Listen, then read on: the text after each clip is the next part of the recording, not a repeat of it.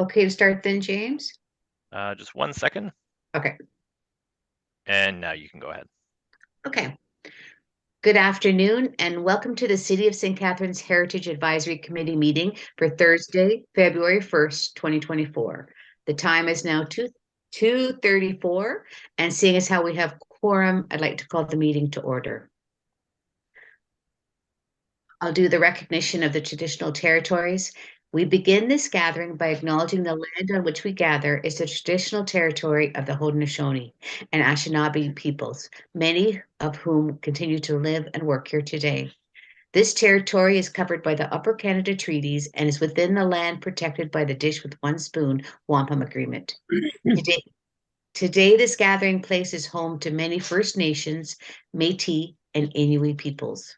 Acknowledging this reminds us that our great standard of living is directly related to the resources and friendship of Indigenous people. We will now move to today's agenda. Do we have any additions or deletions to the agenda? The only item that I want to mention is item 7.2.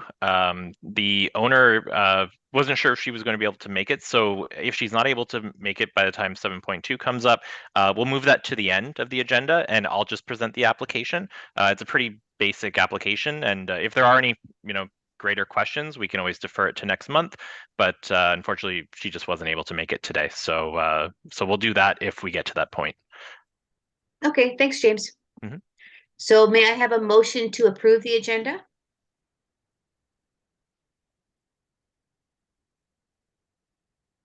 I can't, for some reason, John Crawley had his hand up, so oh, thanks. I was just going I'll to stay say, out for there. some reason, I can't see anybody. Okay, so, we'll vote on it. Mhm. Okay, so all in favor? Again, James, I don't know why I Yeah, that can't. passes. Yep, no Okay, good. concerns. So it's moved that the SCHAC adopt the agenda for this meeting held on Thursday, Yeah. wait a minute. Okay, never mind. Thursday, February 1st. Thursday, February 1st, copies have been previously distributed. Okay, so a motion to adopt the minutes of the previous meeting. So we're going to move to consideration of the minutes. I mentioned to James about there's some question marks that are not appropriately used, and you're going to fix those. Yep, not a problem. Okay. Are there any other questions, comments, or changes? Okay, now I can see everybody. Yep, Okay, seeing none. I'm seeing that. Okay, so seeing none, may I have a motion to adopt the minutes of the December 21st, 2023 meetings? All right. And then, hang on a Yeah, second. Andrew has made the. Okay, so Andrew, did, no, he didn't come. Okay, No sorry. Brian yet. No, Brian yet. Okay.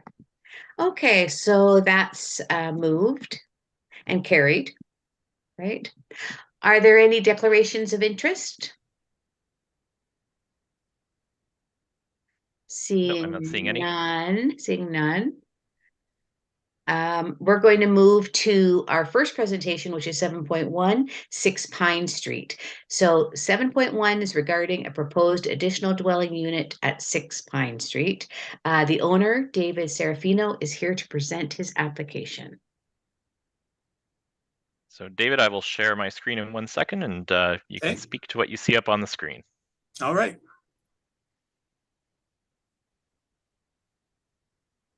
Yeah, that's what the house used to look like. Well, the house still looks the same, but that garage has been torn down, as has the shed in the back there with the peaked roof. Um, I guess this is left over from the previous application when I applied to demolish and rebuild the garage, which has since been done. I think there's a picture of that in there somewhere.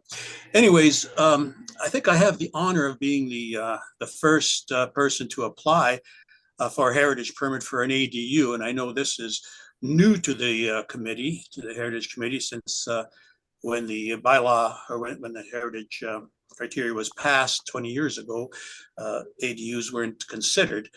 But I just want to say that there is precedent for ancillary dwellings in in Port Dalhousie. Some of them still exist in the backyards, and some have been torn down and or converted or whatever. But I'm happy that this has happened, because I mean, I think the ADUs are important, and I want to commend the province and the city for undertaking this and providing this option for homeowners. An ADU can be a number of things. It can be for extra income, such as a bed and breakfast or rental accommodation. Be it a B&B or a permanent tenant. It can be used as a guest house. It can be used as a granny flat or a accommodation for an adult child that isn't quite ready to move off the property yet for whatever reasons, going to school, unable to afford rent. It can also be used as a studio. We intend our motive for building applying to build the ADU was for our security in our old age. We're both senior citizens in our 70s, and we have health issues, and we worry about that a day might come when we have mobility issues. So we wanted something that was on a ground level that we could wheel into with ease. And hopefully, that day won't come any too soon if it does come. In the meantime, we'd probably use the space, the ADU. We don't intend to rent it out, but we may if we require the extra income for drugs or whatever. I mean, medicinal drugs. and and up until that time, we'd probably use it for a studio. Now, you can see there it says proposed cabin, because it in essence is a cabin in terms of size. And yes, that's the drawings that I'll submit for building permit. And if we can go to to that view there. Now that's a sketch from the street, just showing that the ADU will be pretty much in the backyard and not all that visible from the street. It's behind the garage and behind the redbud tree, behind the fence and whatnot. Now, if we can go to number one, photo number one. I think it's called. No, let's go to. It should be have a one in front of it. Unfortunately, I don't have the file names on the photos here. Oh, so, okay. It's the one that shows what was there before. Oh, okay. Yep. Yeah. Is it not this photo here that shows the? No, well, there was one that I wanted to show beforehand. Is that you there? Oops, sorry. It's at the very bottom. It's I can see it on the side here in the thumbnails, but I'm not sure if that's you or me. Oh, here we go. This photo here, the very old photo. Yeah. Yes. Sorry, apologies. No problems. Okay, that shows what was in my backyard when I bought the house in 1978. And it was a dwelling. It housed a couple and their child. And the proposed ADU that I'm proposing is basically the same shape, the same style, with a door in the middle and two windows on the side. Of course, it'll look a lot better than that. That was not worth saving, so I tore it down when I moved in, and then I built a play fort for my son. There you go. And then I added a shed onto it, and that I demolished last year along with the garage. And then I when I was building the garage, I poured the pad for the garage and for the proposed ADU, and that's it right there. So that is basically going on the spot where that original dwelling was and where the play fort shed was. It's larger, of course, strangely not all that much larger, but larger nonetheless. And the style that I'm building It will be mimicking the garage. It'll be the same roof line. Well, it'll be higher, but it'll be the same angle of the roof, same pitch. The siding will be identical. It'll look something like that without the railing. I think the other picture, yeah, that one is probably a little bit closer to the what it'll look like, but with smaller windows and without that overhang. Roof overhang. The mudroom will have a flat roof, but basically that's it. It keeps in line with what's already there. It replaces a dwelling that was once there, and I'm not sure if there's anything more that I need to say other than it fits in and it's not all that visible from the street. So are there any questions? Thank you, David. Are there any questions from committee members? Yes. Holly? I see. Oh, sorry. Oh, sorry. Oh, sorry. Yeah, Holly can go ahead. Hi, David. Thank you for showing us the pictures. Just was looking at this one you have now on the screen. Okay, so for accessibility, I just went through this with some family members for doorways and getting upstairs and porches, needing ramps and like wider doorways for accessibility, for mobility. And, in case that ever, like you say, comes to that point where you will need accessibility. Is this taken into your plans in mind? Well, the doors are 34-inch doors, which I mean, that'll be the opening is 34 inches. And it's a 36-inch rough opening there, as you see, but it works out to 34-inch. And I believe that a wheelchair can get through a 34-inch door. And yes, it is taken into account. The slabs were poured at the same height. Now, when I put on the rafter or the floor joists, you see at the bottom there onto the ADU, that'll raise things 6 inches. So there would be a short ramp required to go through from the garage to the ADU. Other than that, yes. Now, I haven't looked at the accessibility aspects too much on the inside. I'm hoping that won't ever be necessary, but if it is, we can always make modifications, or I can do it when I decide to complete the interior. Okay, thank you. Maria, did you have a question? Yes, thank you, Lorraine. Thanks for the presentation, David. I commend anyone who is innovative and brave enough to look at dealing with our current housing issues in the country, the province, and our locale. I'm familiar with BC's what they call accessory dwelling units there, and the embracing that province has done on the way to address housing issues and aging in place, as we say. So I suppose any building regulations would be met separately, but in terms of the Heritage Committee, I like what I'm seeing, and I commend you on taking this brave first step on addressing those housing issues. And I'm proud to be the first one to do this. Very good. Thank you. Oh, thank you, Maria. David, just while we're talking about ADUs, didn't the city offer a grant for people who were building ADUs? Wasn't that, I don't think it was. I'm not aware of that, but if you find out anything about that, let me know. Sure. Tammy might know. Tammy, wasn't there some kind of offer if you spent so much and you got it approved that the city was offering, or maybe even it was the province, but I remember talking about it at one of our previous meetings. James, do you remember? Yeah, thank you. Well, Margaret and Tammy are both here.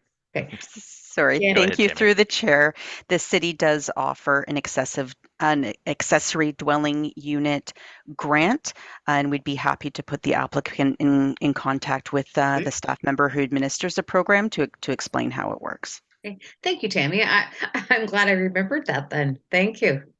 Well, can you hear me? I can hear you, David. We can hear you. Am I okay? Can I have an email that I can contact somebody regarding that grant? Yeah, David, I can send that to you after the meeting. Okay, I appreciate Be happy that. to do That's that. great news. Thank you. Rachel, you had a question or a comment? Yes, thank you. Sorry for the delay. I first of all want to thank you, David, for your presentation, and I'd like to echo Maria's sentiments around building, especially given the current housing crisis, building an ADU. Given all our concerns about housing, I think everywhere.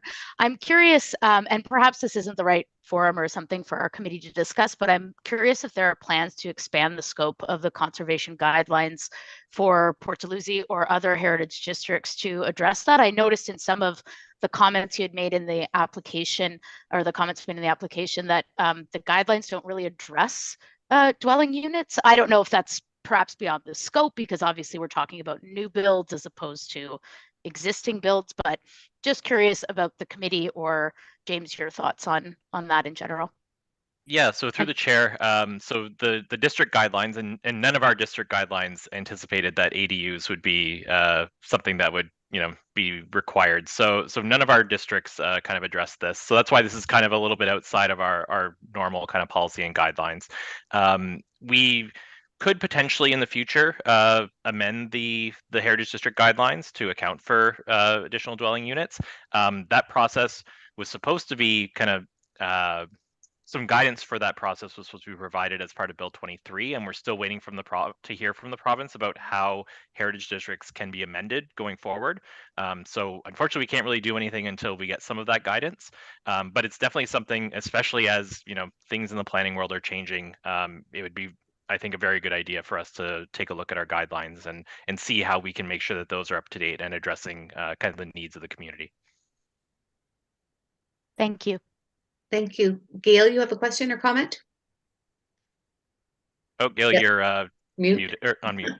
I have a comment, and it's my usual petty thing about mnemonics. ADUs that was not explained until Tammy and James said it out as additional development units. Additional dwelling unit. Dwelling units. Dwelling, Thank yes. you. Please Apologies. always do the full phrase first for people like me. Thank you. I thought Accessory David. dwelling units. I thought Okay, David talked about it. maybe he did, and I was trying to pay attention, but yeah. But Okay, I think thank you. David called it accessory dwelling unit. Was it? I But think that's how it's referred to in the zoning amendment. what? Yeah, that was a slip of a tongue on my part. So Okay, so it is additional dwelling unit? Accessory. Accessory. Wow. are there any other questions? Holly? I have another one through the chair. Just curious, David, does this unit get built on site, or is this like a pre-manufactured unit that gets like craned in and dropped onto your pad? Well, I looked at doing that, and that was my original intention, but it was very expensive, and I can build it at a fraction of the cost. And I'm handy. I've built things before, and I have a carpenter that's working with me, so we're going to build it ourselves. Oh, and one more question through you, James, probably just, can they build a 2-story dwelling, or does it just have to be one level? So through the chair, I'm going to defer to Margaret on that one. Hi, so through the chair, we're actually developing our provisions for detached, that's another term for you guys, detached accessory dwelling units right now. So you can go on engagestc.ca and you can kind of see the draft. So that'll be going to council in about a month. Typically, you want to limit the height of these to about a story and a half, simply because a lot of them will be located in backyards, rear yards and side yards. So you want to kind of protect some of that neighborhood privacy overlook. So that's kind of the direction we're headed. Okay, are there any further questions? Well, thank you, David, for that presentation, and for Margaret and Tammy for weighing in. Can I have a motion? There should be a motion up on the screen that the SCHEC recommends approval of the proposed additional dwelling unit or accessory dwelling unit. I will make sure that's changed at 6 Pine Street. So if anybody would like to make that motion. I see Maria's hand up. Okay, so Maria, Yes, I'd be and pleased to make that motion. thanks. So, and carried or No, we'll need a vote on we that vote? first. We'll need a Yep. vote on it? Okay. So So- can I have a vote, please? So all in favor? All in favor? Looks like it is passed. Okay, passed. Great. Thank you, everyone. Well, thank So- you very much for your time, and Gail, thank you for plugging my book. It's called Port Dalhousie: An Intimate History, and it's available at Forget Me Not Gifts on Lakeshore Road. You're welcome, David. David, thank you, and I'll be in touch probably tomorrow, and we'll make sure to send you that link as well. I appreciate that. Great. Thank you very much, everyone. Thank you. All right, James, so we move to 7.2 then? Yes, so I don't see the owner for 7.2. So I think what we'll do is we'll jump to 7.3, and Okay. we'll move 7.2 to the very end of our meeting. Okay. And yeah, so we have Vincent should be here, I believe. Yeah, so I will share my screen. Okay, so our next presentation concerns item 7.3 regarding some alterations to Old Lock 1 Commons to accommodate some electrical work and lighting that's being installed. So Vincent Covata from the city is here to present the proposed work. So Vincent, you can go ahead and make your presentation. I think James has a picture up. Thank you, Lorraine. Thanks, James, for sharing that. So there's really not much to this project, so I'll make it brief. We are running some electricity for power and lighting to the commons for purposes of events that take place there throughout the spring, summer, and fall. So as you can see from the drawings, there's some electrical conduit that'll terminate at some GFI receptacles. There's some lights to illuminate the stairs, and then there's a couple pedestal lights to provide general illumination. And then there is also some conduit providing power to the location where the trolley shed will go. So if that is the existing panel box that's off to the side by the sidewalk. That's essentially where we're pulling the power from. And otherwise, there's because of the nature of where the power is going, it will be surface mounted conduit. It is a waterproof tech cable, which is it is a metal armored cable that is protected by a black waterproof coating. So that really is the scope of the project. If you wanted to zoom out, James, and get a little bit more of a global picture, and then there's a few other drawings there that get into a little bit more of the details and specifics. Otherwise, if there's any questions, I'd be happy to answer them. Thank you, Vince. Are there any questions or comments? Oh, Carlos? Councilor Garcia? Thank you, Madam Chair. Through you to Vince. Thank you, Vince.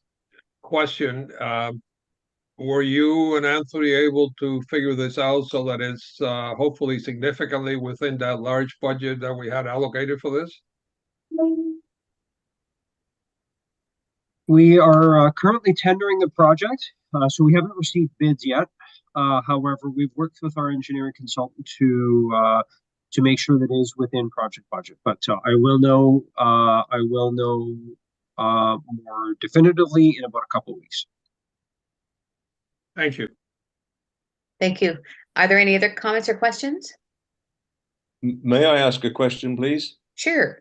As Mike Slater, I was the former chair of the BWC. Sorry, thank you very much.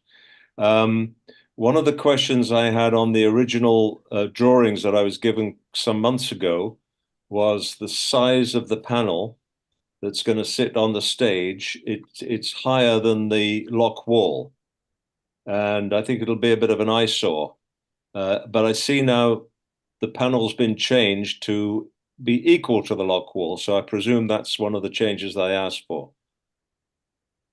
Yes, we did take that concern back to the engineering consultant, and they were able to make some revisions to that panel. Okay, and in the original drawings I received from Matthew Keller, you were attempting to cut through at least 3 lots of concrete footpath, and we talked about saving a bit of time and money in order to reroute the conduits in such a way as it would save some time and money. And the reason for saying that is that Deputy CAO Erin O'Hosky had promised me that if the budget was going to be if the work was going to be within budget, then there was no reason why we couldn't indeed put power to the trolley stop and indeed put power and lighting to underneath the horse statue.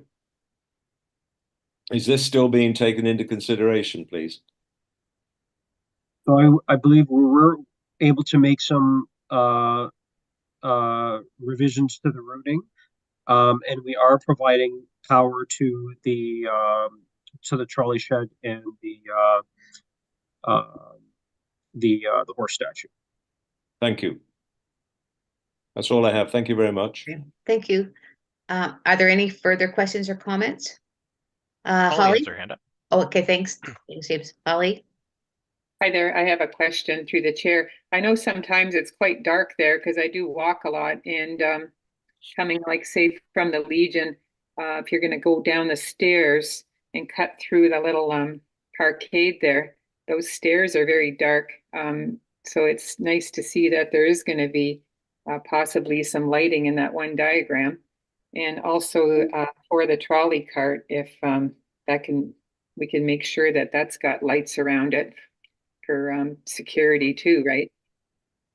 Is there going to be lights by those stairs that are coming down? James, can you put the drawings back up? Yep, they should be up now. So basically, So are you referring? like if you're coming from the Legion, the upper parking lot, and then there's the stairs to the left, the top left corner of the drawing. Yep, right there. Up here? Yeah, there going to be some lights. Those are the stairs. Yeah, that is, so the lighting that we're putting in, so there is existing street lighting. The lighting that we're putting in is predominantly on the commons. So there, you can see where there's there's like a little square number 8 symbol. Yes. And that is a pedestal light that'll be mounted on top of the lock wall on both sides of the commons. And then where you see the symbol A-8, there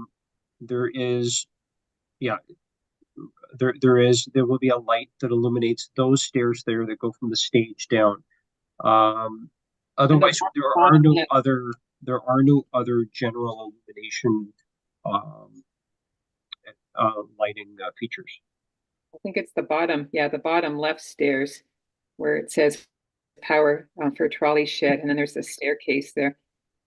Yeah, there isn't, other than what's already existing, there isn't anything proposed for those areas. Okay, thank you. Thank you. Rachel? Hi, yes. I hope you'll forgive my absolute ignorance in reading AutoCAD diagrams. And so this question may be in line with that ignorance. But I'm curious how the cables will be affixed to the lock wall. I'm assuming it will be done in a way that is minimally damaging to the lock wall itself. I know it's made of, some pretty sturdy stuff, and it's obviously been here for a significant amount of time. But I'm wondering if you could just speak to that. Sure. Yes. So the cable does have to be fastened incrementally in order to provide the support that is required. You can kind of see little, you can see those would be brackets that hold it onto the wall. And they do need to be fastened with proper fasteners. As much as possible, we will try to minimize the damage that does. And I don't think the whole point of those would be to secure the cable. So we wouldn't want to make any damage, because then that would compromise the fastening mechanism. So generally those would be installed with, I would believe they'd probably drill a pilot hole, and then they would use similar to a concrete anchor or an epoxy embedded fastener. And that would be up to whatever system the electrical contractor determines is most appropriate. Okay. But as much as possible, yes, we would strive to minimize or completely eliminate damage to the wall. Okay. Thank you so much for addressing that. You're welcome. Thanks, Vince. One of the things that I've seen before is that when those supports are installed, they're installed in a color or a material that's similar to what it's being affixed to, so they're not as noticeable. Is that going to happen in this case as well? Like, will they be put in with something gray, with gray material? So yes. They would probably be either stainless steel or galvanized steel, and that's for durability. So we definitely want a steel fastener, and the fastener would need to be something that would be corrosion resistant. Okay, thank you very much. Another question? May I have a question? Thank Sure. you. It's Mike Slater again from the BWC. I just want to point out that on the diagram that shows the plan view of the whole area that we were looking at earlier, the horse statue is not in the correct place in that plan view. If you'd be good enough to pull that up, it shows the horse as being really close to the road and the footpath, whereas in fact it's much closer to where the parking is, the 12 parking things. So if you could amend that properly, because it'll make a difference to the amount of conduit you're using. Yes, we will. So the contractors were invited to a site meeting for purpose of the bidding. So generally, they have to take into account actual field conditions when they bid the project, and generally speaking, the site plan is a little more diagrammatic. The final locations will be verified at the time of installation. Okay, and if I may ask, does that include removing some of that base material that's under the horse in order to affix lighting? I don't know. I don't know what would be required of that. If that is required by the contractor, then in order to install that, then I would believe that they would have to do so. Okay, so any lighting been specified for under the horse statue at this stage? Any particular style of light? I actually don't. You'd have to go, James, if we can go down to the lighting legend.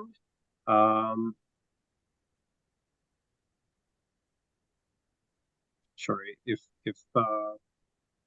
we could just zoom in on that. Yep.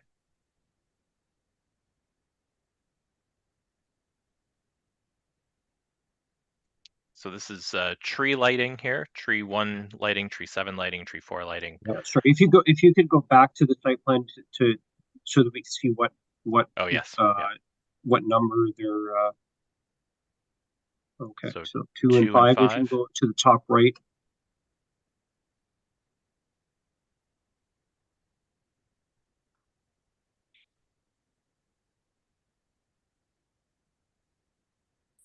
Sorry, Vince, I'm just not seeing where the 2 and 5 are on here.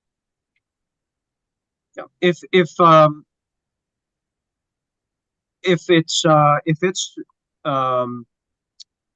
it's easier, I think what might be more appropriate is if you're looking for that specific fixture cut, we can request the engineer to send us that, and I can send that to James after this meeting, and he can circulate that.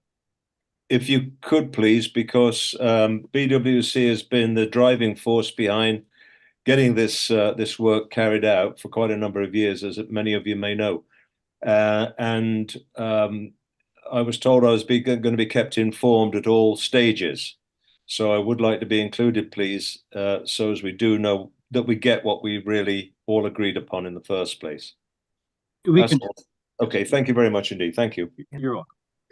James, perhaps you could clarify what BWC is. I'm not aware of how that plays into our meeting constitution pieces. Let me put my hand up and say that was my question too. Again, we have a mnemonic and I don't have any idea what that is. Yeah. So please spell it out. Please spell it out for us. Thank you. James. Yeah, it's the beautification committee, if I'm not mistaken. Is that, Mike? That's the. I don't know the full name of it. I haven't worked with you before on it. So. If you'd like me to speak, if you'd Yeah, like me to speak to it, feel free. Just briefly. I was the president for the past 6 years, and we are the Port Dalhousie Beautification and Works Committee, and we're responsible for all the floral displays and seasonal changes of displays throughout the core of Port Dalhousie. We were instrumental in getting the Henley entrance remodernized in 2015, and many, many other things. Is it a City of St. Catharines committee? It's a Port Dalhousie committee. Thank you. That's what I wanted to know myself. Thank And you. I think Lorraine, we were just bewildered, right, Lorraine? Yes, yes. Thank You're you. very bewildered. Thank you. Thank you. Okay, are there any May I speak to that too a minute? Sure. James? Is it okay to have people who aren't part of our committee speaking? I'm not sure. Yeah, Hank, we technically no, but if you can make it very quick, because we have some other items that are really important that we have to get to. I didn't realize that Mr. Slater wasn't part of a presentation. That's why. That's okay. But Hank, yeah, please go ahead. But if it can be brief, that'd be appreciated. I don't mean to drag it out for you. I think Mike's being a bit self-effacing when it comes to his role in all of this. I mean, the BWC was key in putting the horse statue in place. Without them, it probably would not have happened. And he's also an engineer by trade, so he understands the electrical panel situation quite well. The one thing I wanted to just speak briefly to the electrical. I noticed that a number of these are all, and that's part of an AutoCAD drawing, but that like a number of these are all tacked on separately. Is there no way that we can reduce some of this to a single conduit with multiple wires in it, rather than having multiple things mounted? And the other question that I have is, like particularly on the north side, the access, it's also tacked along the wall. Is there any thought given to dropping it down to the floor? Rather so it's not so noticeable, because I think the more stuff you put up there and the more different lines you put up there, it just starts to look messy. And I think it would be nice if it could be neatly done in one conduit, and if we could do as much as we can to keep the conduit out of sight, that would be helpful, I think. I don't know if Vince could speak to that. I can speak to that. So the conduits are serving receptacles, lights, really receptacles and lights, a number of them, but that they each have to be on their own breaker. So, right, if you look at that photo or that drawing, there is a conduit for each item, and that is not without good reason. I mean, to combine all of those into one conduit. First of all, there's only really one instance where they all are consolidated. They would be consolidated into one, and it's kind of right around that area where they kind of make that bend. You'd end up with a very large conduit and quite obtrusive. It wouldn't make a lot of sense. Then you've got to exit that conduit or transition to a smaller conduit, etc. So that, well, in theory, we could do something like that. wouldn't really be practical. And I don't think from an aesthetic perspective, it would make any improvement. In fact, it might be more detrimental, if anything. Secondly, regarding the height of the conduit, the height of the conduit is determined to try and minimize the number of bends and turns that we have to do. So, for example, the stair light, it would make sense to run that conduit at the higher level because the light is located closer to the top of the wall. The other conduits that are extending to the location of the trolley shed, again, yes, while we could run them along down the edge of the stair and along the floor and then up along the slope of the stair again, you'd end up with a longer conduit run. And I think aesthetically, it would be a little bit more messy looking. So I think the engineer has done a good job in, number one, trying to minimize the number of conduit runs for what we're asking for. And they have done a good job in trying to consolidate them in certain locations and minimize the number of bends and turns. So I do understand your concern, and while that would make sense if those terminations were at the ground level, that's not the case here. So I don't think that I would think that we should be asking them to make that change. Mark has a question. Mark, feel free to. Okay. Yep, thank you. Speaking to Hank's comment, is there room for it to be on the opposite wall, so as to not be such an eyesore to the main walking path? On Vince, can you respond to that, please? So are we talking about these conduits in red that we're seeing in this picture here? Yeah, could they be on the opposing wall, like say closer to us here? Yeah, again, those conduits, so you have a couple conduits serving the trolley shed that have to extend across that wall. There's a stair light located on that wall, and then there's a receptacle there. So no, it's not possible for those conduits to be on the opposite wall. Okay, thanks, Vince. And are there any more comments or questions from the committee members? No, seeing none. Do we have a motion, James? Do we need a motion to approve this or to receive it? So the motion that I've typed up is that the SCHAC supports the proposed electrical and lighting work at Old Lock 1 Commons. Okay, would anyone like to make that motion? David? Okay, all in favor? And that passes. Motion passes. Okay. Thank you. Great. Thank you, Vincent, and thank you, Hank, and thank you, Mike. Much appreciated. Thank you. Okay. Thank you. Okay, so we'll move on to item 7.4, the Downtown Heritage Conservation District Study. So our next presentation concerns this item. And James, can you introduce the consultants for us, please?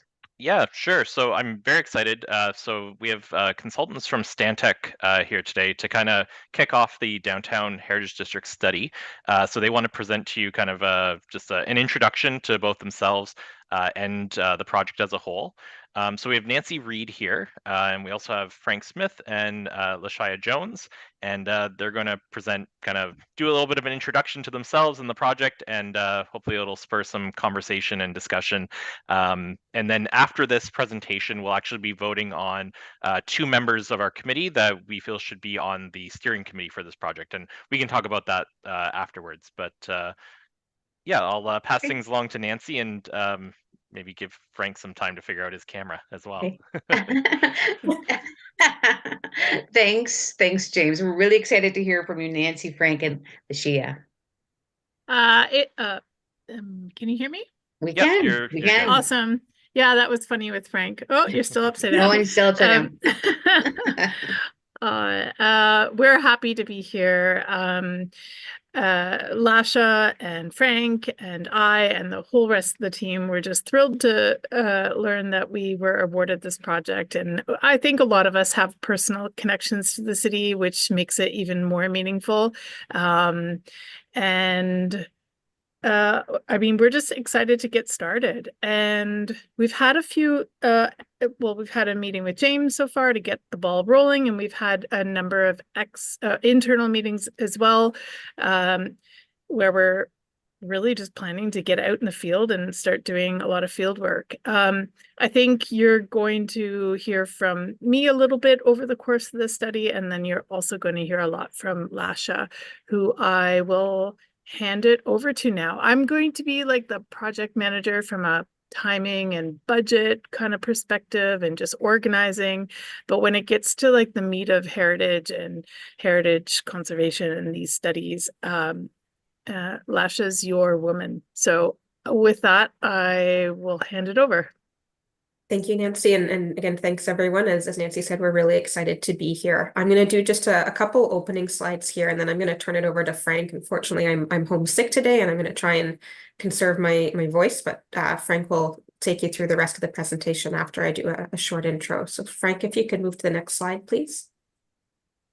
So what we want to go over here today is just a little bit about our project team, some of the basics of what is a heritage conservation district for anyone who may not be familiar with them, a bit of an overview of this project, and how you guys can help as members of the Heritage Committee and Steering Committee, and specifically what we're looking for from you to help us through this project. Next slide. At Stantec, we have a really strong health and safety culture, so we always include a safety moment in all of our meetings and presentations. So this one here is just talking about remembering to manually turn on your car headlights in the rain or snow. Although a lot of cars are automatic or have running lights, they're not always activated in rain or snow. So just a friendly reminder and note to make sure that you're thinking about that in inclement weather. Next slide. So our team is made up of Nancy Reed, who you've just met. She's our project manager. Megan Rivard is a senior cultural heritage specialist on our team and our team lead for heritage. She's going to be sort of our quality control and sometimes assisting me in the heritage aspects of the project. I'm Lasha Jones, the senior heritage specialist on this team. We've got Frank Smith with us today, who's going to be the cultural heritage specialist and kind of leading up the historical research and inventory for this. Dipali Dang in urban design. We've also got a couple engagement specialists, Stephen Oliver, who's going to be helping us lead community engagement, and Jennifer Mills, who will specifically be working with us for Indigenous engagement. We've got a number of other Stantec members of our team who are going to be helping support us in historical research and completing inventories, in doing GIS and all the mapping and things like that we do, and submit administrative reports. So we've got a lot of hands on deck, and but these are the folks that you'll probably be seeing and hearing from most in this project. Our team at Stantec has done a lot of heritage conservation districts. We've been on sort of both sides of the table, if you will. We've prepared a number of district plans ourselves, including those in downtown St. Thomas, Bloor Street West in Toronto, a little bit of work in St. Clair and Hamilton, downtown Kincardine, updates to the Maple HCD in Vaughan. We're currently working on Main Street Grimsby, and we've been involved in numerous others, both at Stantec and with some of our staff with other firms as well. We've also been involved in other things too, assisting private property owners on heritage properties that are within or adjacent to districts. We've been involved in community improvement plans and master plans that have been in and around heritage districts as well. So we've got a wealth of experience and knowledge on these projects, and we're always excited to start new ones. And with that, I'm going to turn it over to Frank. Hi, good afternoon, everyone. I've had a lot of technical problems over the years, but upside down camera, that's a new one. So I apologize, but hi, I'm Frank Smith. I'm going to be one of the cultural heritage specialists working on this project. And I'll just give a quick overview of what exactly is an HCD. I'm sure a lot of you probably already know. But Part 5 of the Ontario Heritage Act gives municipalities the ability to designate HCDs. HCDs are spaces and areas whose cultural heritage value contributes to a sense of place, which extends beyond individual buildings, structures, and landscapes. In Ontario, HCD studies and plans are generally guided by the Ontario Heritage Toolkit and local policies, and an HCD is a two-phase process with both a study and a plan. Right now, we're in the study phase, and Ontario contains 134 HCDs, including 4 HCDs right here in St. Catharines, Port Dalhousie, Power Glen, Queen Street, and Yates Street. And these HCDs in St. Catharines were designated between 1991 and 2010. Next slide, please. So I'll give a quick rundown of the typical HCD study process. We start with a program of historical research. Then we complete an inventory, a land use and policy review, analysis, evaluation, recommendations, 2 public information centers, and community notices. Next slide, please. So here's the current boundary of the St. Catharines Downtown HCD study. You'll see it captures a lot of the downtown commercial core of St. Catharines and has some residential areas as well. Yep, next. The historical research program, we typically look at both secondary sources and primary sources. We're already working our way through Robert Shipley's St. Catharines Garden on the Canal and John Jackson and Sheila Wilson's St. Catharines, Canada's Canal City. We also look at primary sources like land registry records, fire insurance plans, city directories, historical atlases, topographic maps, and assessment records. Next slide, please. So the inventory process, that consists of a survey of the study area. We go out into the field and we digitally collect information on each property within the study area. We collect information about building heights, cladding, architectural styles, ages of buildings, setbacks, and a whole lot more. And we use this information to identify patterns in the study area, and we compile that into maps, graphs, and written descriptions. On the right, you'll see an example of a typical kind of charter graph we have in our studies, and below is a typical example of a map where we can actually identify key areas and key themes and patterns in the study area, and we can present that all in mapping. Next slide. So here's the important part. How can you help us? We know heritage communities are invaluable sources of information. So if you can provide us places that we should look, whether it's an archive, a historical society, we want to know about it. Do you know about map collections? Or does the library have a great local press clipping section? We also want to know about buildings and places that are valued within a study area by the community, and really anything else that can help us understand. I love this photo here. This is from the 1940s, and it's actually, it's from St. Catharines, and it's where Highway 8 and the QEW had an interchange, and there used to be a tourist information center there. And next slide. So thanks a lot for the opportunity to meet with you today and discuss everything. We're all really excited to get working on this. We're happy to answer any questions. And again, sorry about that upside down camera. Hey, Councillor Garcia, you have a question? Thank you, by the way, Frank, Lasha and Nancy. Yes, thank you, Madam Chair, and thank you to the presenters. A couple of questions. Number one, and you may have said this at the beginning and I missed it, but I know that every time there is an amendment, update of the Heritage Act, the requirements of district plans change and are tightened and so on. Have you done HCD plans under the latest iteration of the Heritage Act?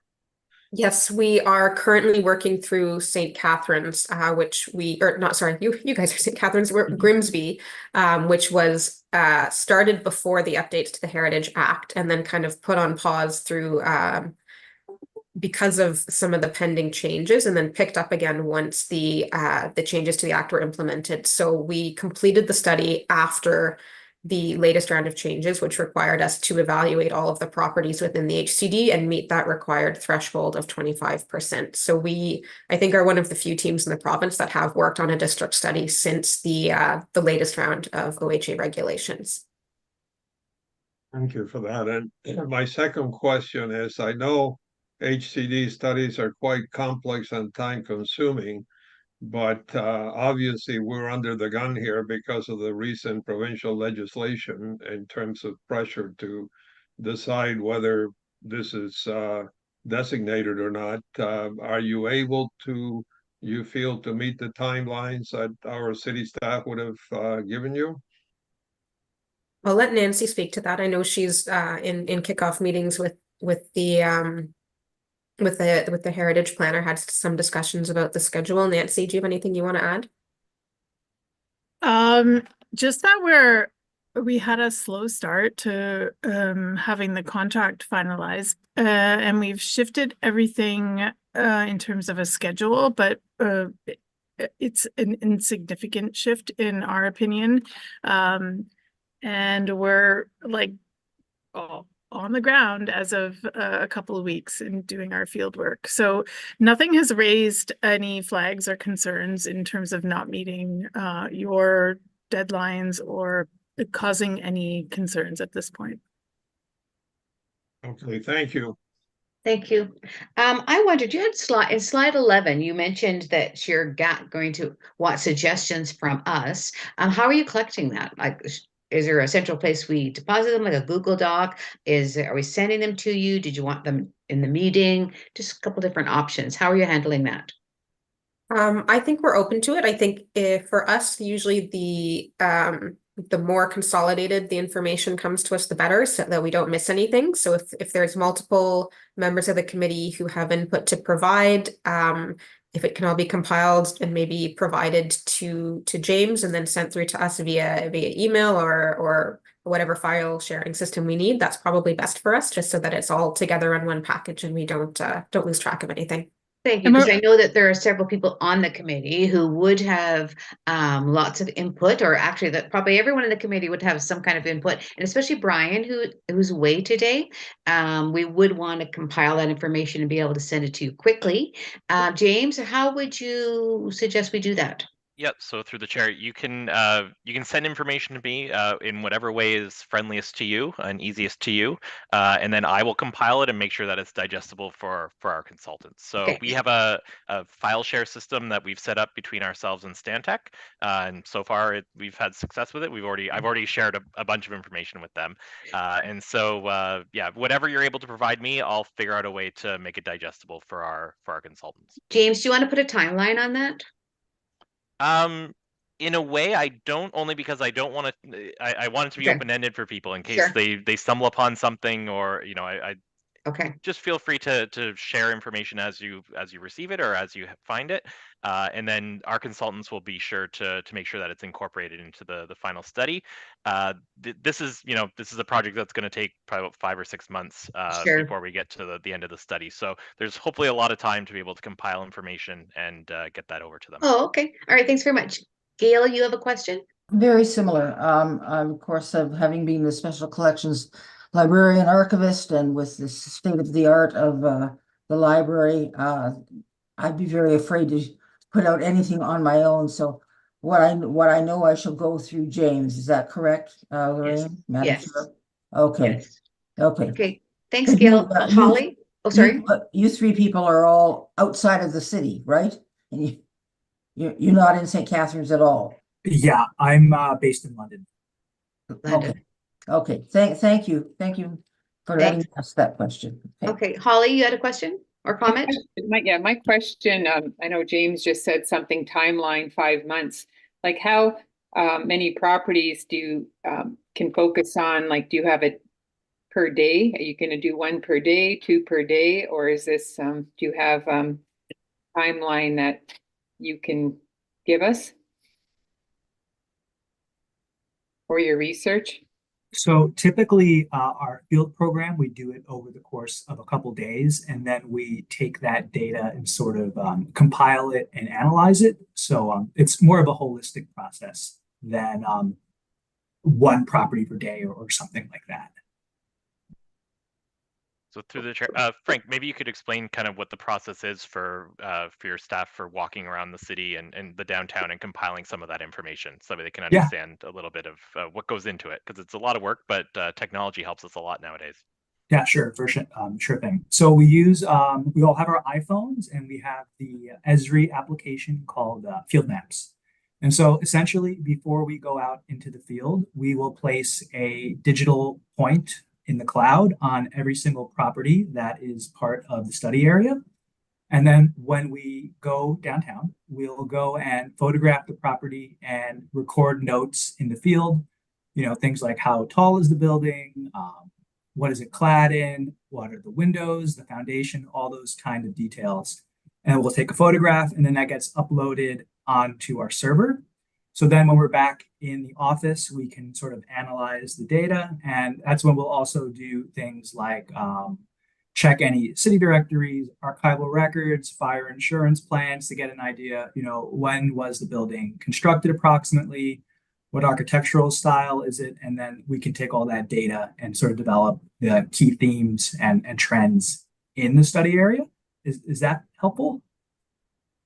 I think just to add to Frank's description there too, we do inventory forms for each property, but in many cases we're working on many properties at once because they're in the same study area. Many of them are on, you know, the same block or part of a similar building block or things like that. So sometimes we're working kind of on many at once, especially if they're grouped thematically or have relationships like that. So the whole process itself takes kind of the entirety of the study itself, because we have to compile so much information and get all the feedback from the community and all of these things.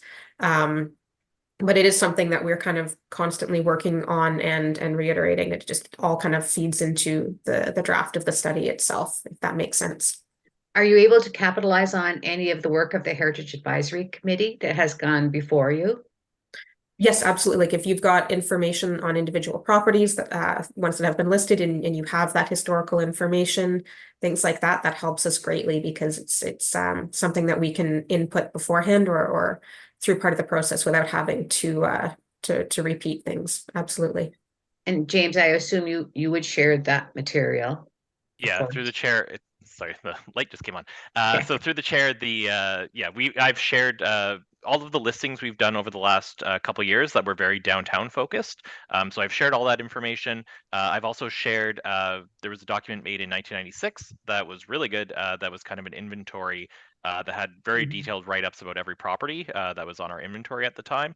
Obviously, some of that information has changed because that was almost 30 years ago now, but at the same time, it's going to be very useful to our consultants. So I passed that information along. Pretty much, to be honest, everything that I had on our server that I thought might be useful to them, I've sent it to them. So they have a lot of information at their fingertips right now. Thanks. And is there a way for the Heritage Advisory Committee to be kept abreast of things or be part of it? Thinking about, you know, the walks around the city or anything like that, James? Or Lasha, you looked like you wanted to jump in. I was going to say, I know we've got regular progress meetings that we're going to be having with James and likely with the steering committee. So those are probably the main points where we'll keep you updated on progress and stuff like that. So we can kind of give you updates on which areas we've covered or which what kind of information we've been going through so far. In terms of field work, we always let people know beforehand when we go out. We're going to notify property owners in the district usually before going out anyways, because we don't want anyone to get kind of up in arms when you've got people out there in reflective vests taking photos of their properties and things like that. So, you know, I know in the past we've had staff members or committee members kind of pop in and walk alongside us occasionally. And I think we're certainly open to that. The only thing I would caution is that it's a very large study area. So we are going to have to be moving quickly as we go through it. But yeah, if people want to pop in and provide information while we're going, we're certainly happy to discuss that. That sounds really interesting. Actually. And through the chair, I was planning on, as I received updates, to provide kind of updates at each meeting. assuming there's news to provide. And yeah, we're going to have at least 2 members of our committee part of the steering committee, so they can always come back with information as well as that gets started. So the goal is really to make sure everybody's very much aware of what's going on, because the public component is really important to this. Okay. Thank you. Thank you very much. Are there any other questions or comments?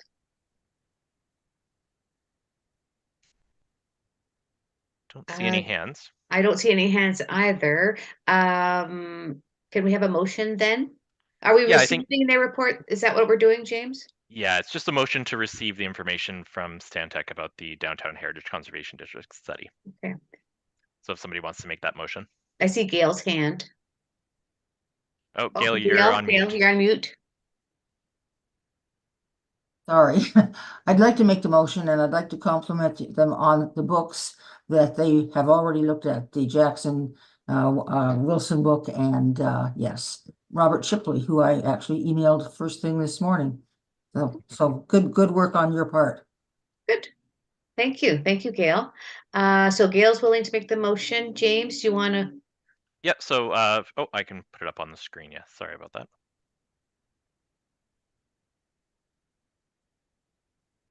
So it just says here that the SCHAC received the information from Stantec regarding the Downtown Heritage Conservation District study. So very simple. Okay, all in favor? And that carries. Motion carried. Great. So thanks, Nancy and Lasha and Frank, and looking forward to working on with you on this, because this is a really exciting project. I think everybody's really gung-ho about it. So yeah, we're looking forward to seeing you back here sometime soon. Thank you. It seems very exciting. Okay, James, did you want to present the Downtown Heritage Conservation Steering Committee? Yeah, I can do that. Not a problem. So through the chair, so as kind of alluded to previously, we're going to have a steering committee. Essentially, the goal of the committee is to, along with members of the BIA and local businesses, kind of make sure that there's a very public component to this, because a big part of it is making sure that everybody's on board, and that this is a heritage district that everybody essentially, that has the vision that everybody wants, right? So to have 2 members of the Heritage Committee on the committee to both provide their expertise and to provide kind of their kind of historical background and knowledge would be really, really helpful, I think, and also to report back to this group, right? So really what we're looking for is 2 members that would be interested in serving on the committee. I envision that it'll probably start up in March, and we'll maybe meet monthly. We'll see how that goes, but for now, it would be at least probably a 1-year commitment where you'd work on the committee as part of the study phase, and then if we go ahead with the plan phase, if council agrees to it, then they would probably be part of that as well. So I'll kind of open it up to you to nominate somebody. I didn't hear, so I heard from Brian today. Actually, he unfortunately is just swamped with work, and he said that he's not able to make it today. So unfortunately. Okay, thank you. We were worried about him. Can we nominate Brian? You can certainly nominate Brian, and we can let him know. And if he has any concerns, he could voice them at the next meeting. But or I can send him an email today and afterwards and let him know. But if that's one of the people you'd like to nominate, I'm sure you can. Any other nominations?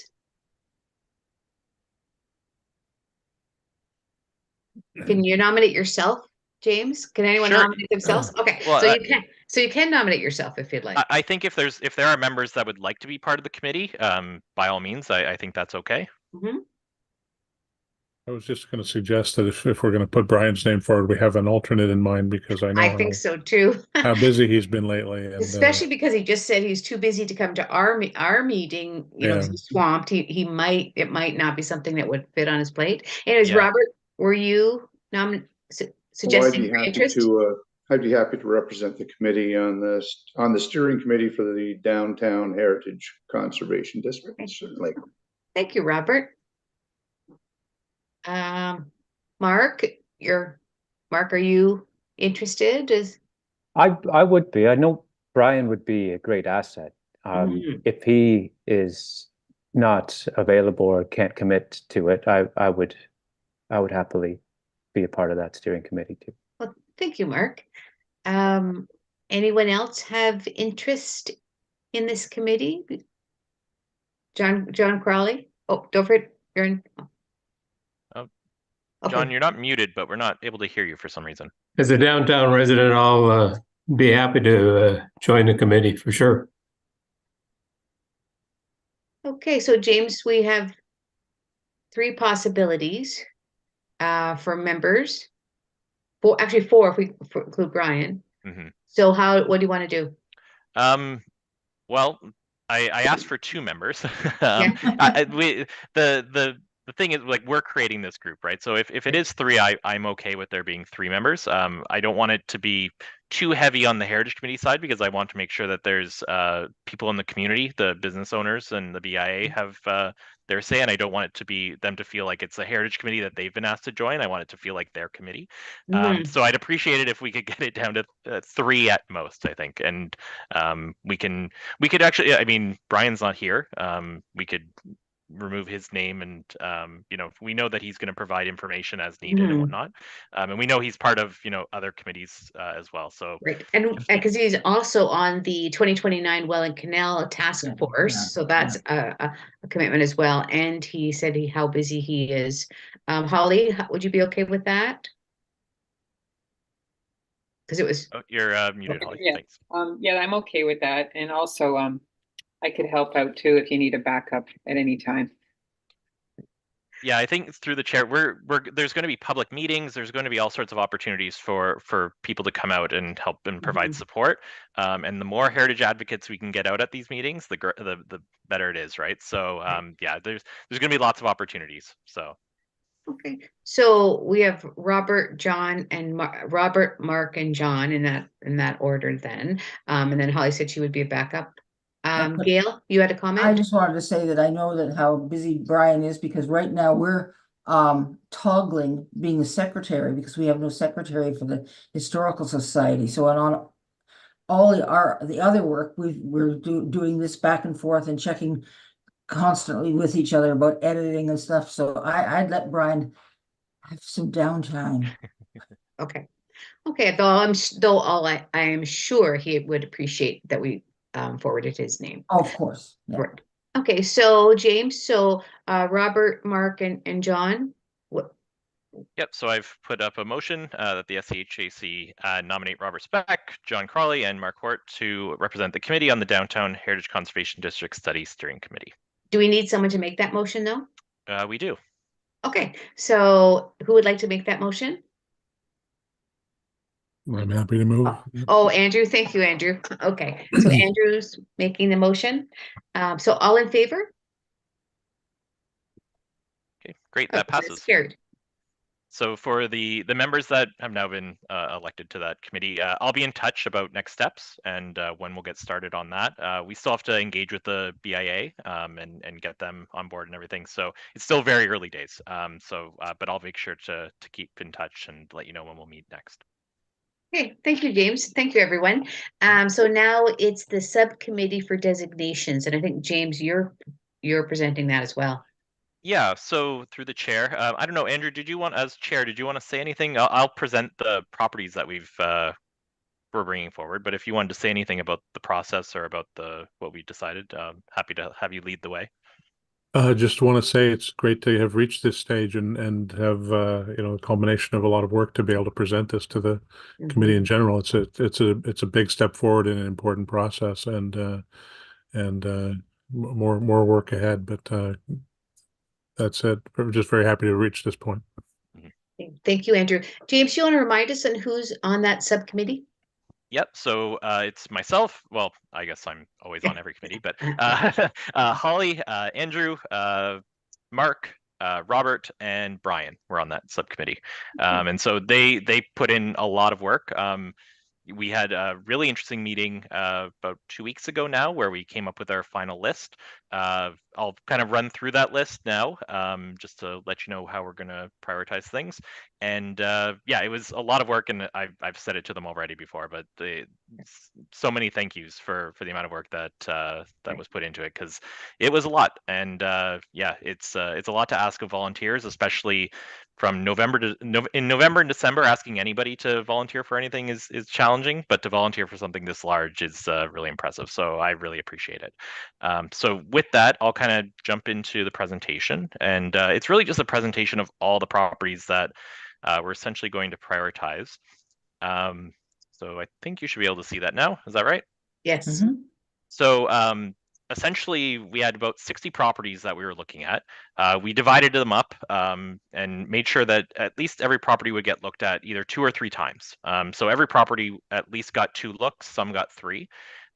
We had a rubric that worked really well, I think, for everybody. It essentially used Ontario Regulation 906 as kind of the basis for the evaluations. And through that, basically just took an average score for every property.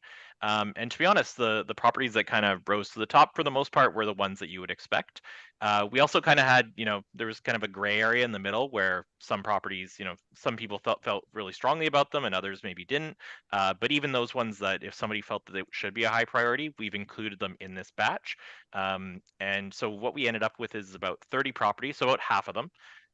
And we're going to essentially moving forward, we'll reach out to these property owners and see what the appetite is for designation, and maybe tackle some of the low-hanging fruit to start, in terms of, if people are really open to the idea of designation, then we'll work with them and see if we can get those designations done. And then we'll kind of work through this list as we go. Obviously, we are not going to be designating 30 properties over the next 12 months before the end of the year. That's just not realistic, but we'll try our best and designate as many as we can. And I always keep it in the back of my mind that at the same time while this is happening, we're going to be working on, or our consultants are working on the Downtown Heritage Conservation District study. So even if we get through, a dozen properties this year here, we know there's hundreds of properties in the downtown that we're working on getting designated. So, we'll try our best here, but at the end of the day, I think we're going to be in a better position, this time next year than we were, today, than we are today. So with that, I'll kind of run through each of the properties, and I won't talk about each property. There's 30 of them. It would take too long, but I'll kind of just work through, and if we have any questions at the end about any specific ones, we can talk about them. So, sorry. There we go. So I wanted to share some stats first with you. So there were 134 evaluations submitted. So just an immense amount of work that was done. And no way I could have done that on my own, and it's really appreciated. The average score out of, so the maximum score you could get was 60. No properties got 60. That's a tough score to get. The average score was about 16.7 amongst the properties. The point distribution was pretty interesting. 15 properties received at least 20 points or higher. 31 properties were in the 10 to 20 range, and 13 properties had a 0 to 10. Pretty interesting kind of distribution, kind of meets the bell curve sort of, which is what you'd expect, I think. And so this kind of gave me an idea that this kind of worked out the way that I hoped it would. 28 properties had at least one high priority vote. So for each of us, when we would go and do our evaluations, at the end of it, we could say whether we thought a property should be a high priority, medium priority, low priority, or no priority. So the high priority votes were ones that we ended up kind of having a lot of discussion about at our last meeting. And 19 of the top 20 properties had at least one high priority vote. So I thought that was good to see. So jumping into, oops. So the top vote getter, or top point scorer, I guess, was the Malcolmson Eco Park greenhouse. Interestingly enough, I mean, this is a public property. It's a property that's owned by the city. So it's actually, even though it scored the highest, it's actually probably the one that we are least concerned about because the city owns it. So it's not in danger anytime soon. So just to explain a little bit about what you're seeing, average score is the total essentially that we came to. The physical value essentially was out of 21 points. I don't think any property got higher than 14 because essentially one of the criteria of 906 is technical value or technical kind of scientific value, and there's very few properties in our city that kind of meet that threshold. Historical value, that's pretty self-evident. and then contextual value kind of made up another 1/3 of the point total. So in this case, this property here scored pretty highly from a physical value perspective, had definitely some historical value, and scored very highly in contextual value. So for each one, I've just kind of put who rated them. That's not for any sort of bragging or anything like that. It's just in case anybody wants to speak to that property. And then I've also noted who noted it as a high priority property as well. So the next one up was 344 Glendale, otherwise known as the Keg. I don't think anybody would be very surprised about this one being high on our list. Nearby, we had 219 Merritt Street, which is a really lovely industrial building. Then we have 15 Welland Avenue, which is a real gem on Welland. Then we had 38 Geneva Street, which is a really interesting property in that 38 Geneva is technically this little part here. And what we realized was it's really hard to evaluate just this little portion when this portion is actually really nice itself, and really could be read as one seamless building. So we opted to decide to kind of put them together, put 2 Queenston with 38 Geneva. And then we also are going to, because this is right on the edge of our Heritage District study, I'm going to bring this up with our heritage consultants and let them know that this was flagged. And perhaps it ends up kind of getting pulled into the Heritage District instead of individually designated. So we'll see what happens there. But yeah, just an interesting kind of. It was the only property actually where we actually pulled a property that wasn't currently listed into our project essentially. 347 Lakeshore, which is a building out near the canal, and it helps service. There was purposely built to support the canal. 1660 St. Paul Street West, which is a really nice farmhouse out in the West End. We have 3 Elizabeth Street, 7 to 7.5 Embassy. This one in particular was interesting because and spurred a lot of discussion because there's actually about a half dozen or so buildings that are all pretty much identical. Not entirely sure why only 7 to 7.5 Embassy is on our register, but in either direction, there's buildings that are identical, and actually, even if you go around the corner, there are buildings that are identical. So we kind of talked about, okay, should we be looking at all of these buildings? And I think we kind of thought that that's the case, but we'll figure that out as we go forward. 180 Queenston, which is the Westminster United Church. 1 Welland Avenue. 46 Lake Street. So this one also is right on the edge of our Heritage District study. So it's a property that I'm going to flag to our consultants as well. 301 Queenston. 123 Albert Street. 260 Vine. 109 Albert Street. 37 Henrietta. 51 to 53 Welland Avenue. 180 Ontario Street, 97 Albert, 12 to 12.5 Elizabeth Street, 37 Elizabeth Street, and 82 Oakdale. And then, so these were kind of, at first we thought, okay, we're going to have a top 20. It ended up being a top 21, essentially. And then after this point, we kind of talked about properties that we considered high priority properties. So after this point, we looked at properties like 8 to 10 Elizabeth Street, 12 to 14 Montebello, 10 Montebello, 362 Queenston, 193 Vine, 96 Albert, 2 Michigan Street, and 16 to 18 Niagara. So even you can look at this one. This one finished 44th out of 60, but Brian felt very strongly about it. So it's a property that we felt would at least merit looking further into. The other thing I would say is that we're going to look into these properties a little bit further. They definitely merit further evaluation. Because of the changes to the Heritage Act, we now have to, each property has to meet at least 2 of the criteria to merit designation. Simply because it's on this prioritization list doesn't mean for sure that it's going to meet those criteria. We'll have to do some digging and figure that out, and that's not a problem. There's probably going to be properties that we're going to look at and say, I don't think it's going to make the cut, but that's okay. That's just the way that heritage works. And yeah, so the next steps essentially is to I have to craft a letter and some information for the homeowners, let them know what we're doing and what the goal of the project is, and hopefully receive good responses from them. It may be a case where over the course of the next year, we're going to have homeowners come to our meetings to kind of understand what's going on and why their property has been prioritized. But that's okay. We're used to that process. We've done that before. And yeah, it should be really interesting to go through this process and do really deep dives into some of these properties. Yeah, I think that's about it. Andrew, is there anything else that maybe I missed that you wanted to mention? Sorry, not to put you on the spot there, but just wanted to make sure I covered everything.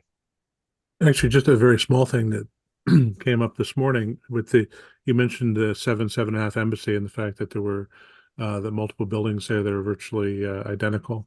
There are 7 of them, 4 of them facing Embassy Street and 3 facing Ontario Street. I did notice that the end one on Embassy Street is fire damaged and it looks like it's in rough condition, so that probably will be a consideration. But it's very interesting that group, and I would certainly favor approaching them as a group. Yeah, it was one of those. This set in particular is so unique. The buildings themselves are unique. You don't see very many buildings that look like this, and then the idea that there's a half dozen of them that are like that. Yeah, just there's an interesting story there, I think, for sure. So with that, does anybody have any questions about the process we went through, or any of the properties, or anything like that? James, I have a question. So I don't think we didn't receive this PowerPoint, did we? No, this is the first time you're seeing this PowerPoint. Right. Yeah. Is there any way we could get maybe a list? We just not do the PowerPoint, but even a list. I wouldn't mind going on a drive past all of these houses. I mean, gorgeous houses, gorgeous buildings. Definitely worth spending some time looking at. So if we could possibly get a list, like I said, it doesn't have to be the PowerPoint, or whichever's easier. I could easily send this PowerPoint. That's not a problem. If it's hard for you to be able to, I realize you might be looking at it maybe on your phone as you go to different sites. You're like, I don't know how you're going to digest the information, but I could send this, and I could also send a list in an email. That's not a problem either. It doesn't matter to me. I can open a PowerPoint on my phone. It's not a problem. So, but I just thought it'd be great to have. Yeah, Rachel was first, I think, and then Gail. Yeah. Rachel. Oh, Rachel, you're either muted or not. It doesn't show you as muted, but no, can't hear. Is it maybe? I wonder if it's her headphones. Yeah, did you mute your headphones somehow, perhaps? No. Okay, well, let's. Okay, I've switched it so it's my computer. There we go. Okay. Headphones. I have been using them all day for meetings for work, so it's possible that they're toast. As long as you're able to hear me, okay.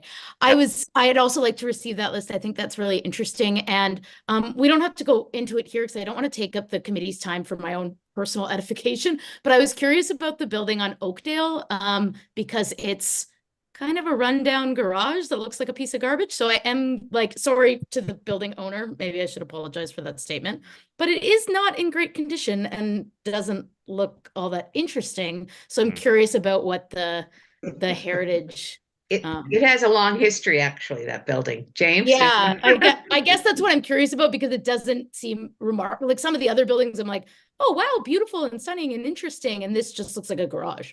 So I'm really curious about the history. Yeah, through the chair. I'm going to put Mark on the spot because he knows a lot more about this building than I do. And he kind of vouched for it, I guess you could say. And so, Mark, I don't know if you would be ready to maybe speak to it and speak to what you liked about it.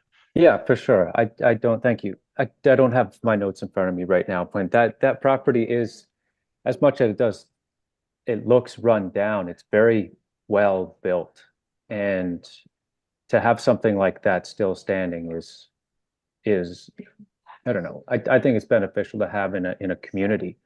And I think we look so much at residential buildings and maybe institutional buildings when we don't look at the industrial side of things and think that that's valuable to us. Like we need those kind of things in our city. And that was a building that was built during the Industrial Revolution, if you will, of St. Catharines, right? And Yeah. it's the Wilson Carbide building. Yeah. And one of the interesting things about that one is that there's I haven't been there to see if it's blocked or anything, but there is a tunnel that goes from that building underneath the road to the old Welland Canal that was used to collect wastewater to power some of their machines in that building. So that was my reason. I think I was the one that pushed or rated that one up more high than anyone else.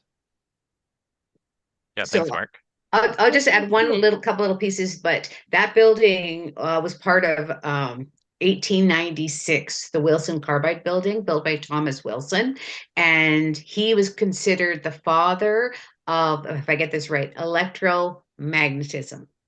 And I think there's a plaque somewhere there about it, but the building has a long it's a really interesting story about Thomas Wilson. So I won't go into it now, but it's fascinating. That's really great. Yeah, I'm sorry to sound so discouraging of it. No. I didn't mean that you had to justify your decision. I'm totally on board with the decisions of the committee. It was more just a surprise because everything else is a house or looks like a house, and maybe it might have been like a storefront, but this was pretty unique, and so I was curious about the origins of it. So thank you, Mark and Lorraine, for and thank you, Mark, for sticking up for that building. You're our voice on the committee. Well, and through the chair, it was interesting to go through this process because I went through each of the properties, so I did about 60 evaluations, and so I felt like when you see 60 properties, how you end up rating them becomes a little skewed by that, and so because everybody had a smaller kind of sample size, I found my ratings ended up being lower than most people's, and so it was good to have somebody like Mark. I looked at this property and I don't know if I felt as strongly as you did, Rachel, but I looked at it and thought, I know there's a history there, but from an architectural perspective and so like that, I didn't quite get it as much. And then Mark, kind of presented his side, and I thought, oh yeah, you know what, that's true. Maybe I underrated some of these elements, and that's exactly what I was hoping for was to have multiple points of view on every property, because somebody's going to see something that somebody else isn't, and it's important to kind of take everybody's views into account, right? So this is one of those properties where that definitely worked in our favor. So yeah. I appreciate it. Thank you both. And thank you, Rachel, for even bringing it up. Gail? I just want to say kudos to everybody who put this together. It's brilliant. All of you, whoever worked on it, but almost all the committee except me and Lorraine, and I don't know who else. But anyway, I only use a desktop, so no smartphones in my house. Okay, no apps. Okay, so I need just a list, please. For me, Sure. I'm not simple-minded, but I keep things simple. Yeah, through the chair, I can definitely. What I'll do is I'll send an email with this presentation, and I'll also just send in the email the list of properties. Yeah, it's really easy for me I to can't copy and paste. can't take PowerPoints and that kind of thing. Nope. Okay. Thank you. Thanks, James. Are there any other comments, questions? Well, thank you very much to the committee. I can see the huge amount of work, and you've picked some amazing buildings, and we certainly appreciate your representation for us. Thank you, James. So do we need a motion for this one to accept it, James? Yeah, so I'm going to put it up on screen, and it's going to be a very long list of properties, but essentially that the SCHAC supports the designation subcommittee's recommendation to pursue the research and evaluation for the potential Part 4 designation of the following properties. And I won't list them all, or I won't say them all, but essentially the full list that I just ran through during that presentation. Okay, thank you. We need someone to make the motion then. John Crawley? Okay, so all in favor? thanks all. So next steps for that, we're meeting again in February. I have some letters to send out, and so we'll see what kind of progress gets made in terms of responses, and we'll kind of go from there, and we'll keep everybody posted on how things are going, because hopefully we have monthly updates to you with research and potential designations and whatnot. So yeah, the committee's work is only halfway done. Thanks. Gail, you still have your hand up? Yeah, I put it up. Oh, you put it up I again? just, through you, I want to just mention before adjournment that I will check with Dennis Gannon about sending on his information about the trolley or possible streetcar to everybody here and because we're dealing with it with the Historical Society, and it's very, very controversial. We through the chair, we actually we're going to go back to 7.2. Okay.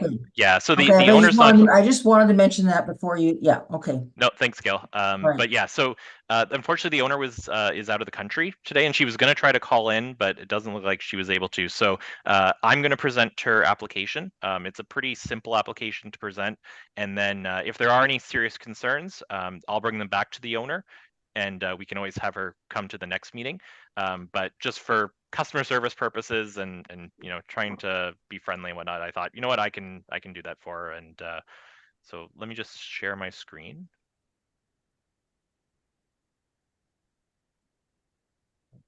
Wrong screen, sorry.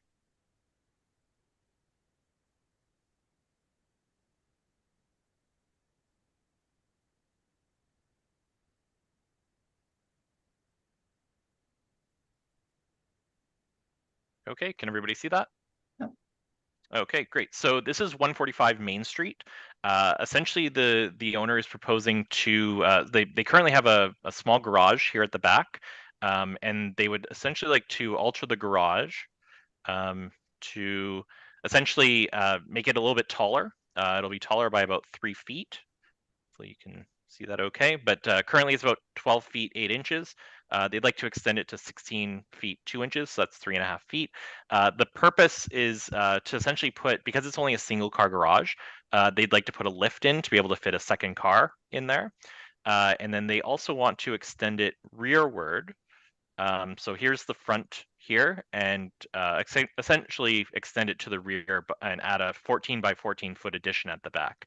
I don't know exactly how many cars they have, but essentially this would allow them to just be able to park more of their cars in the back in their garage. And if I'm not mistaken, some of it actually is for just storage purposes as well, because the existing house is not very big. And so they just need more room for storage and whatnot. So essentially bringing this forward to allow them to make the alteration to make the current block wall a little bit taller and to rebuild the roof essentially on top of it. So if there are any concerns or questions, I'm happy to try my best to answer them. And if there are any serious concerns that we don't feel that we can approve, we can recommend approval, we can have the owner come back in a month and answer some of those questions. I see Councillor Garcia has his hand up, sorry, with a question. Thank you, Madam Chair. Through you to James, just to make sure, so they're just altering the existing structure, they're not demolishing it and building a new one? No, they're just, so as it says, so block wall extended, essentially 2 feet. So currently it's a block wall structure, so they're just going to essentially add some more blocks to it and then rebuild the roof on top of it. So no demolition or removal of the existing, it's really just making it a little bit taller. Okay, thank you. Yep. And keeping the same peak, you said?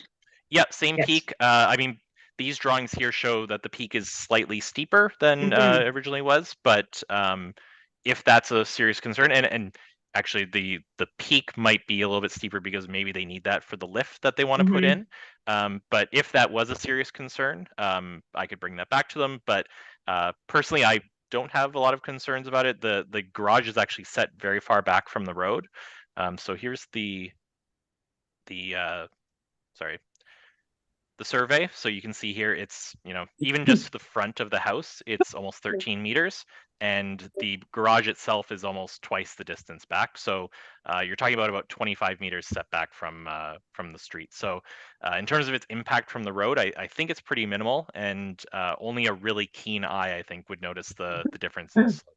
So I just wondered that's my because perspective. in the drawing it looked different, but I thought I had heard that it was the same. So that's why I was just wondering if it, okay. Yeah, That's not a serious concern. That I think you're right that you wouldn't see very much of it. So yeah, I think the goal is to maintain a gable roof. It's Mhm. just the slope actually will likely change. So Okay. Are there- Maria, I think I saw your hand up. Oh, Maria. Oh, Maria. Yes, thank you. Just out of curiosity, what is they wish to put in the lift? What is that? So essentially, it would allow them to park two cars, one on top of each other. So it's like so you drive in, and it would actually like lift up the car, and then you could actually park underneath it. So it's a fixed metal structure that allows them to drive up a ramp and be at a higher level? Yeah, so you'd drive in, and then it would actually then lift up. So it'd almost be like a little mini elevator that would lift it up high enough for another car to come in underneath it. Wow. So rather than doing a wide two-car garage, it's kind of yeah. Utilizing the height. Exactly, or yes. Increasing the height. Thank Mhm. you. Are there any other questions? No. No. Seeing none, I guess we need a motion to approve it. Yeah, I will put that up on the screen. So the motion put forward is that the SCHAC recommends approval of the proposed alteration to the garage at 145 Main Street. All in favor? Oh, well, we need somebody to make that motion. Oh, sorry, first. we need we need someone to make the motion. Sorry. I'd be happy to. Oh, Robert. Sure. Okay, then we can have a vote after that. Okay, sorry. Now all in favor now. Okay, that looks like it passes. So I'll let the owner know that they'll be able to receive their heritage permit. So appreciate the flexibility. It's pretty rare that we don't have an owner come out, but unfortunately she just wasn't able to make it. So yeah, I appreciate your flexibility there. James, do you think it seems to me, and I could be wrong, that the owner is making every sort of attempt to keep within the vision of the house. And so I think that they should be commended for that. I think that, they could have made it larger. They could have, put some kind of story on top. There's all kinds of things they could have done, but to put a lift in keeping basically the same structure, I think is really working within the idea of keeping a home in the Heritage District, this similar or if not the same. Yeah, through the chair, I completely agree, and I think it's set so far from the street, so far back from the street that I think its impact is pretty minimal. And then if we had kind of zoomed out next door, there's a pretty large kind of two-story building or two-story house, and so it's not going to stick out in any sort of way, in my opinion. So as soon as I heard about the application, I thought, yeah, you know what, I have no big concerns. The staff have delegated authority to approve some of these things, and I thought this is one of those kind of gray areas where I don't think there would be any big concerns, but it made sense to bring it to the committee just in case. So yeah. I just thought that as well you could pass along the fact that we appreciate the fact that there's not much of a change happening to this home within the Heritage District. I will make sure to pass that along to the owner. Okay, thank you. I noticed that there's no correspondence. No, there isn't. One thing I wanted to mention, and we kind of had some emails earlier today about it, but Pam Mins passed away, and I don't know how many people know her. I know Gail knew her pretty well, and I don't want to put you on the spot, Gail, to say any words about her, but if you do want to share anything, by all means, you're more than welcome to.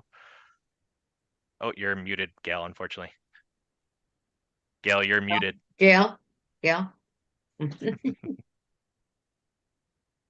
Yes, sorry. Yes, I knew Pam very, very well. Knew her home and yes, worked with her on many projects and for writing for the Municipal World. And we knew she was going out soon and she has died. I would just say that please look at the Niagara at Large article I sent to you all, read it through, including the comments. I have got a comment there.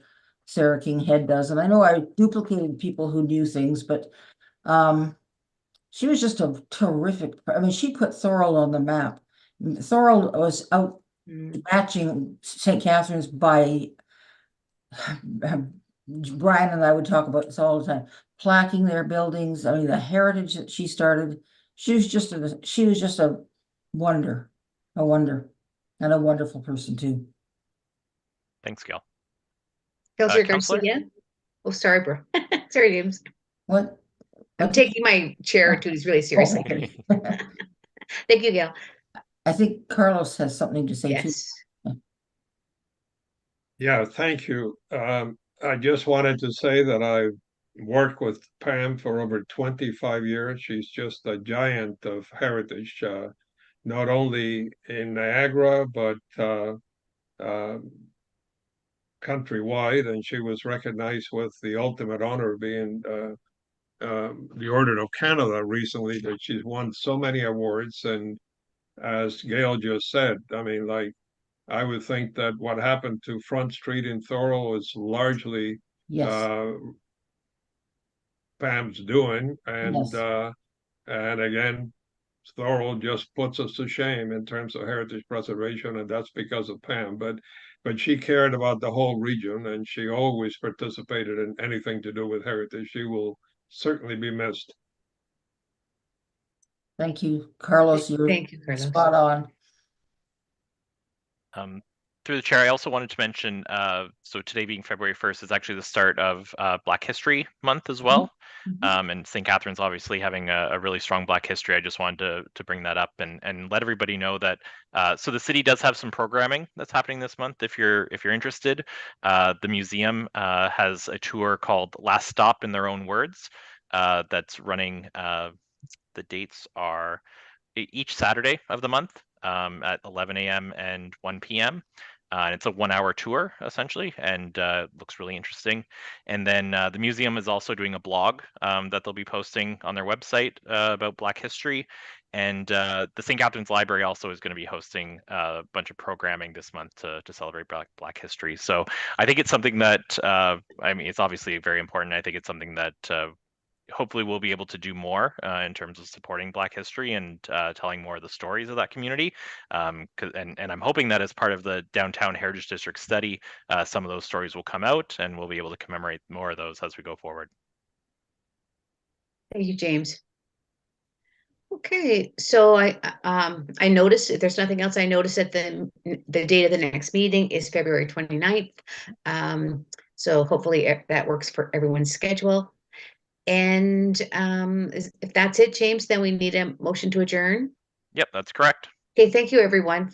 Thank you. Somebody needs to make over. the motion, though. No, I'm not closing. I'm thanking before we adjourn. Yeah. So thank you, everyone, for all your comments and participation. Okay, so James, we need a motion to adjourn. You know, Holly's been trying to do several motions. Maybe you'd like to make this one, Holly. Sure, I'll make it. Motion to adjourn. Okay, all in favor? Okay, and so I have 421. Great. Well, thanks, Lorraine, for filling in on short notice. You did a great job. Thanks. And yeah, we'll see everybody in 4 weeks. Sounds great. Thank you so much. Thank you. Take care. Thank you, everyone. Bye now. Bye. Bye.